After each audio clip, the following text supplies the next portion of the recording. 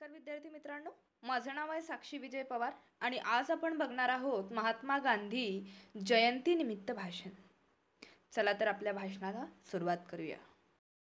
आजच्या कार्यक्रमाचे अध्यक्ष गुरुजन वर्ग आणि येथे जमलेल्या माझ्या विद्यार्थी मित्रांनो, स्वदेशीचा केला स्वीकार, स्वतंत्रतेचा मिळवून दिला अधिकार, ब्रिटिशांना केला प्रतिकार, गांधीजी आहेत सत्य अहिंसेचा आविष्कार. महात्मा गांधी हा शब्द कानावर पडताच आपल्याला आठवते ते म्हणजे डोळ्यावर चष्मा, हातात काठी आणि अंगावर परिधान केलेले पांढरे शुभ्र वस्त्र. महात्मा गांधी हे आपल्या भारताच्या स्वातंत्र्य संग्रामातील प्रमुख नेते होते. रवींद्रनाथ टागोरांनी त्यांना महात्मा ही उपाधी दिली आहे.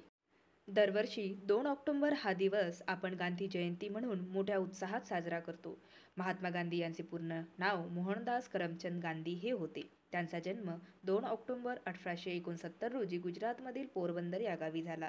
त्यांच्या वडिलांचे नाव करमचंद गांधी व आईचे नाव पुतळीबाई हे होते. महात्मा या संस्कृत भाषेतील शब्दाचा अर्थ महान आत्मा असा आहे. त्यांची आई अत्यंत धार्मिक प्रवृत्तीची स्त्री होत्या. त्यांच्या या स्वभावामुळे गांधीजीवर त्यांचा प्रभाव पडला. इसवी सन 1988 साली आपले शालेय शिक्षण पूर्ण केल्यानंतर महात्मा गांधीजी उच्च शिक्षणाकरिता इंग्लंडला गेले. उच्च शिक्षणानंतर त्यांनी इनर टेम्पल या गावी राहून भारतीय कायदा आणि न्यायशास्त्राचा भरपूर अभ्यास केला. अशा प्रकारे महात्मा गांधीजींनी लंडन विद्यापीठातून आपले वकिली शिक्षण पूर्ण केले.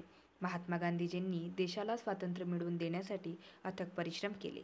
त्यांनी इंग्रजांविरुद्ध असहकार आंदोलन, सविनय कायदेभंग, दांडी येथील मिठाचा सत्याग्रह, भारत छोडो आंदोलन इत्यादी महत्त्वपूर्ण आंदोलने केली. चले जाओ, भारत छोडो अशा घोषणा देत इंग्रजांना पळवून लावले.